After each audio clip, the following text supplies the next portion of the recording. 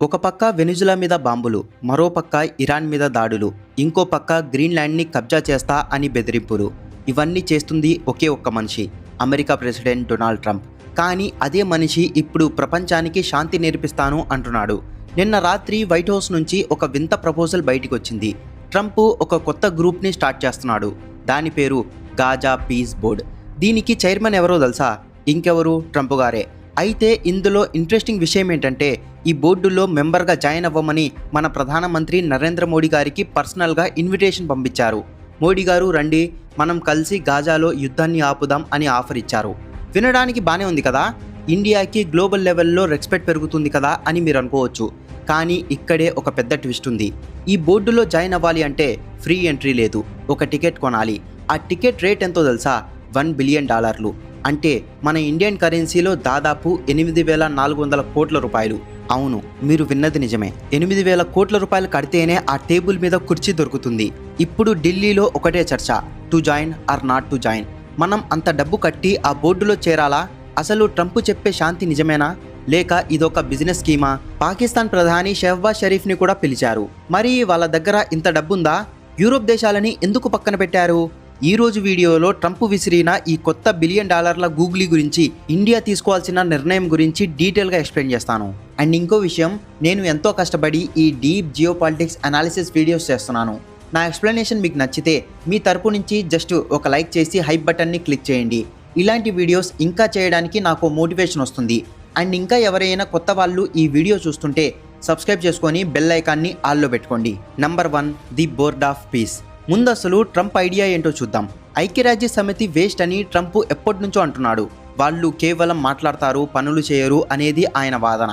అందుకే నేనే సొంతగా ఒక బోర్డు పెడతాను, ప్రపంచంలో ఉన్న పవర్ఫుల్ లీడర్స్ని పిలిపిస్తాను, మేమే కూర్చొని గాజా సమస్యని, ఉక్రెయిన్ సమస్యని సాల్వ్ చేస్తాం అని ట్రంప్ డిసైడ్ అయ్యాడు. దీని స్ట్రక్చర్ ఎలా ఉంటుందంటే, ఫస్ట్ చైర్మన్ వచ్చేసి డొనాల్డ్ ట్రంప్, ఇక మెంబర్స్ వచ్చేసి ఎవరైతే డబ్బులు కడతారో వాళ్ళు. దీని హెడ్ క్వార్టర్స్ ఎక్కడ ఉంటుంది తెలియదు. దీని రూల్స్ ఏంటి ఇంకా రాలేదు. కానీ ఒకటి మాత్రం ఫిక్స్, ఈ బోర్డులో ఇంగ్లీష్ మాత్రమే official language. Trump mind set ఎలా ఉంటుందంటే, శాంతి అనేది కూడా ఒక ప్రోడక్ట్, దాన్ని కూడా మనం అమ్మచ్చు అన్నట్టుగా ఉంటుంది. Number 2, guest list and Pakistan comedy. ఈ బోర్డులో ఎవరెవరిని పిలిచారో లిస్టు చూస్తే మీ మైండ్ బ్లాక్ అవుతుంది. లిస్టులో ఉన్న పేర్లు India, Russia, Turkey, Argentina, Albania, Pakistan. ఇక్కడ 2 వింతలున్నాయి. మొదటిది Europe missing. France, Germany, UK ఇవేవి లిస్టులో లేవు. ఎందుకంటే మొన్ననే గ్రీన్లాండ్ ఇష్యూలో ట్రంప్ వాళ్ళ మీద టారిఫ్స్ వేశారు కదా, వాళ్ళతో గొడవ నడుస్తుంది కాబట్టి వాళ్ళని పక్కన పెట్టేశారు. అంటే ఈ గ్రూప్లో ఫ్రెండ్స్ ఉండరు, కేవలం ట్రంప్కి ఎస్ బాస్ అని చెప్పేవాళ్ళు మాత్రమే ఉంటారు. రెండవది పాకిస్తాన్. ఇక్కడే అసలు కామెడీ ఉంది. మెంబర్షిప్ ఫీజ్ $1 బిలియన్ అని చెప్పుకున్నాం కదా, పాకిస్తాన్ దగ్గర $1 బిలియన్ ఉంటే వాళ్ళు IMF దగ్గరికి ఎందుకు వెళ్తారు? వాళ్ళ ఫారెన్ రిజర్వ్స్ ఏమో మైనస్లో ఉన్నాయి. మరి షెహబాజ్ షరీఫ్ ఆ డబ్బులు ఎక్కడి నుంచి తెస్తాడు? ఒకవేళ అప్పు చేసి మరి కడతాడా? లేదు, కేవలం ట్రంప్ పక్కన ఫోటో దిగడం కోసం. ట్రంప్ కూడా తెలుసు పాకిస్తాన్ దగ్గర డబ్బులు లేవని. కానీ ఎందుకు పిలిచారు? మేబీ సౌదీ అరేబియా చేత కట్టించొచ్చు, లేదా నువ్వు డబ్బులు కట్టకపోతే నీ ఆర్మీకి ఫండింగ్ ఆపేస్తా అని బెదిరించొచ్చు. పాకిస్తాన్ పరిస్థితి ఇప్పుడు ముందు నొయ్యి వెనక గొయ్యేలాగా ఉంది. డబ్బు కట్టలేరు, అలాగని ట్రంప్ని కాదనలేరు. Number 3, the price tag. అసలు శాంతి చర్చలకి ఎంట్రీ ఫీజ్ ఏంటి? ఇదేమైనా జిమ్ఖానా క్లబ్ మెంబర్షిప్పా? టైమ్ మ్యాగజైన్ రిపోర్ట్ ప్రకారం ఈ డ్రాఫ్ట్ చార్టర్లో క్లియర్గా రాసుంది, countries will have to cough up at least $1 billion to secure a permanent seat. Trump logic ఏంటంటే, నేను అమెరికా డబ్బులు ఖర్చు పెట్టాను, ఎవరికి శాంతి కావాలో వాళ్ళే డబ్బులు ఖర్చు పెట్టాలి అని. కానీ ఇక్కడ ఒక డేంజర్ ఉంది. ఈ డబ్బులు ఎక్కడికి వెళ్తాయి? ఐక్యరాజ్య సమితి అయితే ఒక అకౌంటబిలిటీ ఉంటుంది, ఆడిటింగ్ ఉంటుంది. కానీ ఇది ట్రంప్ ప్రైవేట్ బోర్డు లాంటిది. రేపొద్దున ఆ డబ్బులతో ఆయన ఒక పెద్ద బిల్డింగ్ కట్టి దానికి ట్రంప్ పీస్ టవర్ అని పేరు పెట్టి ఆ కాంట్రాక్ట్ తన సొంత కంపెనీలకే ఇచ్చుకుంటే ఎవరు అడుగుతారు? నిజంగా ఆ డబ్బుల్ని గాజాలో ఇల్లులు కట్టడానికి వాడతారా, లేక అమెరికాలో ఎలక్షన్స్ కోసం వాడతారా? దీనికి ఏ గ్యారంటీ లేదు. అందుకే ప్రపంచ దేశాలు ఆలోచిస్తున్నాయి. Number 4, India's challenge. ఇప్పుడు ఇండియా పొజిషన్ చూద్దాం. 8,400 కోట్లు అనేది ఇండియాకి పెద్ద అమౌంట్ కాకపోవచ్చు. మనం ఆఫ్ఘనిస్తాన్లో, ఆఫ్రికాలో ఇంతకంటే ఎక్కువే ఖర్చు చేశాం. కానీ పాయింట్ డబ్బు గురించి కాదు, ప్రిన్సిపల్ గురించి. ఒకటి, యునైటెడ్ నేషన్స్ పరిస్థితి ఏంటి? మనం ఈ బోర్డులో జాయిన్ అయితే ఐక్యరాజ్య సమితిని మనమే చేతులారా చంపేసినట్టు అవుతుంది. UN waste, Trump board best అని మనం ఒప్పుకున్నట్టు అవుతుంది. ఇండియాకి యుఎన్ సెక్యూరిటీ కౌన్సిల్లో పర్మనెంట్ సీట్ కావాలి. ఇప్పుడు దీన్ని సపోర్ట్ చేస్తే ఆ సీట్ కలగానే మిగిలిపోతుంది. రెండవది, ట్రంప్ని నమ్మొచ్చా?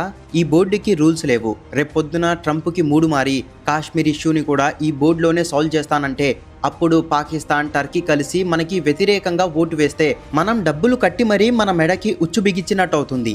కానీ జాయిన్ అవ్వకపోతే ఇంకో రిస్క్ ఉంది. ట్రంప్కి కోపం వస్తుంది. నేను పిలిస్తే రావా అని ట్రేడ్ డీల్స్ ఆపేయవచ్చు, లేదా పాకిస్తాన్కి ఎక్కువ సపోర్ట్ ఇవ్వచ్చు. To be in the room or out of the room. గదిలో ఉండాలా లేదా బయట ఉండాలా? గదిలో ఉంటే డిసిషన్స్ని ఇన్ఫ్లుయెన్స్ చేయొచ్చు, బయట ఉంటే ఏమీ చేయలేం. ఇదే ఇప్పుడు జైశంకర్ గారి ముందున్న అతిపెద్ద సవాలు. నెంబర్ 5, అసలు ట్రంప్ పీస్ మేకరేనా? ఇక్కడ మనం ఒక ఫండమెంటల్ క్వశ్చన్ వేసుకోవాలి. ఎవరైతే వెనిజులా ఆయిల్ని దొంగలించారో, ఎవరైతే ఇరాన్ మీద బాంబులు వేస్తున్నారో, ఎవరైతే గ్రీన్లాండ్ని కబ్జా చేస్తా అంటున్నారో ఆ వ్యక్తి ఇప్పుడు గాజాలో శాంతి తెస్తాను అంటే ప్రపంచం ఎలా నమ్ముతుంది? ఇది దయ్యాలు వేదాలు వల్లించినట్టుంది. గాజాలో శాంతి రావాలంటే ఇజ్రాయెల్ని కన్విన్స్ చేయాలి, పాలస్తీనాకి న్యాయం చేయాలి. కానీ ట్రంప్కి ఇజ్రాయెల్ అంటే విపరీతమైన ప్రేమ. ఆయన ఇజ్రాయెల్కి వ్యతిరేకంగా ఒక్క మాట కూడా మాట్లాడాడు. అలాంటప్పుడు ఈ బోర్డులో న్యాయం ఎలా జరుగుతుంది? ఇది కేవలం ఒక షో ఆఫ్ మాత్రమే. చూసారా, నేను వరల్డ్ లీడర్స్ అందరినీ ఒక గదిలో కూర్చోబెట్టాను, నేనే బాస్ని అని అమెరికన్ ఓటర్లకి చూపించుకోవడానికి ఆడుతున్న డ్రామా ఇది. మరి అర్జెంటీనా, అల్బేనియా లాంటి చిన్న దేశాలు ఎందుకు ఒప్పుకున్నాయి? ఎందుకంటే వాళ్ళకి అమెరికా దయ కావాలి. కానీ ఇండియా లాంటి సూపర్ పవర్ ఇలాంటి డ్రామాలో పార్ట్ అవ్వాలా? Number 6, China factor. ఈ మొత్తం ఎపిసోడ్లో చైనా ఎక్కడ కనిపించడం లేదు. ట్రంప్ లిస్టులో జీ జిన్పింగ్ పేరు లేదు. దీని అర్థం ఏంటి? ట్రంప్ ప్రపంచాన్ని రెండుగా చీలుస్తున్నాడు. ఒకటి, నాతో ఉండేవాళ్ళు అంటే డబ్బులు కట్టిన వాళ్ళు. 2, నాకు వ్యతిరేకంగా ఉండేవాళ్ళు, చైనా, ఇరాన్, యూరోప్. ఇండియాని తన గ్రూప్లోకి లాక్కోవడానికి ఇదొక స్ట్రాటజీ. నువ్వు నా బోర్డులో ఉంటే చైనాకి వ్యతిరేకంగా ఉన్నట్టే అనే సిగ్నల్ ఇవ్వడానికి చూస్తున్నాడు. కానీ ఇండియాకి చైనాతో బార్డర్ ఇష్యూస్ ఉన్నాయి. మనం బ్రిక్స్లో ఉన్నాం, ఎస్సీఓలో ఉన్నాం. ఇప్పుడు సడన్గా వెళ్ళి ట్రంప్ గ్రూప్లో చేరితే మన స్ట్రాటజిక్ అటానమీ దెబ్బతింటుంది. మనం ఎవరి పక్షం వహించకూడదు అనేది మన policy. Number 7, UN future. Trump 2025 నవంబర్లో ఒక ట్వీట్ చేశాడు, ఐక్యరాజ్య సమితి సెక్యూరిటీ కౌన్సిల్ కూడా నా ఐడియాని సపోర్ట్ చేస్తుంది అని. కానీ అది అబద్ధం. యుఎన్లో అలాంటి ఓటింగ్ ఏదీ జరగలేదు. ట్రంప్ ఏమంటున్నాడంటే నేను చెప్తే అది నిజం అవ్వాలి అని. ఒకవేళ ఈ పీస్ బోర్డు సక్సెస్ అయితే యుఎన్కి తాళం వేయాల్సిందే. ప్రపంచంలో 193 దేశాలున్నాయి. అందరూ $1 బిలియన్ కట్టారు కదా. మాల్దీవులు, నేపాల్, శ్రీలంక లాంటి దేశాల పరిస్థితి ఏంటి? వాళ్ళకి ఈ బోర్డులో స్థానం ఉండదా?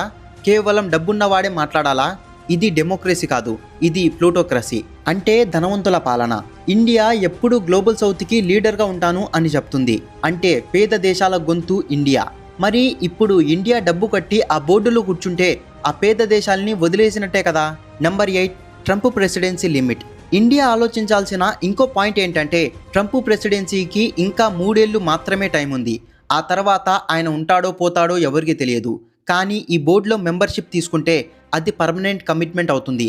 తర్వాత వచ్చే ప్రెసిడెంట్ ఈ బోర్డుని రద్దు చేస్తే అప్పుడు మన 8,400 కోట్లు వెనక్కి వస్తాయా? రావు. అందుకే మన మోడీ గారు అంత తొందరపడట్లేదు, వెయిట్ అండ్ వాచ్ అనే పాలసీలో ఉన్నారు. బహుశా ఇండియా ఒక కౌంటర్ ఆఫర్ ఇవ్వచ్చు, మేము డబ్బులు కట్టాం కానీ అడ్వైజర్గా ఉంటాం అని చెప్పొచ్చు. లేదా యుఎన్ ఫేమ్ వర్క్లో అయితేనే మేము జాయిన్ అవుతాం అని కండిషన్ పెట్టొచ్చు. ఫైనల్గా కంక్లూజన్కి వద్దాం. గాజాలో శాంతి కావాలి, అందులో సందేహం లేదు. కానీ ఆ శాంతి అనేది ఒక రియల్ ఎస్టేట్ డీల్ లాగా డబ్బు కట్టండి, సీటు తీసుకోండి అని అమ్మే వస్తువు కాదు. ట్రంప్ చేస్తున్న ఈ పని ప్రపంచ రాజకీయాలని ఒక వ్యాపారంలాగా మార్చేస్తుంది. భారతదేశం లాంటి గొప్ప దేశం ఇలాంటి పే టు పే స్కీమ్లో ఇరుక్కోకూడదు. మనకి శాంతి ముఖ్యం, కానీ ఆత్మగౌరవం అంతకంటే ముఖ్యం. మన ట్యాక్స్ పేయర్ డబ్బులు ట్రంప్ ఈగోని సాటిస్ఫై చేయడానికి వాడకూడదు. మీకేమనిపిస్తుంది? ఇండియా ఆ $1 బిలియన్ కట్టి ట్రంప్ బోర్డులో జాయిన్ అవ్వాలా, లేక దూరంగా ఉండడమే మంచిదా? పాకిస్తాన్ అప్పు చేసి మరీ జాయిన్ అవుతుందా? మీ ఒపీనియన్ని కామెంట్ చేయండి. అలాగే మీకు ఒక చిన్న ఇంట్రెస్టింగ్ క్వశ్చన్. ఇప్పుడు మనం టెక్నాలజీ గురించి మాట్లాడుకుందాం. రీసెంట్గా ఏ దేశం ప్రపంచంలోనే మొట్టమొదటి ఏఐ హాస్పిటల్ని ప్రారంభించింది? అక్కడ డాక్టర్లు ఉండరు, కేవలం రోబోలే ట్రీట్మెంట్ చేస్తాయి. Options: A China, B Japan, C America, D South Korea. మీ ఆన్సర్ని కామెంట్ చేయండి. నా ఎక్స్ప్లెనేషన్ మీకు నచ్చితే వీడియోని లైక్ చేసి షేర్ చేయండి.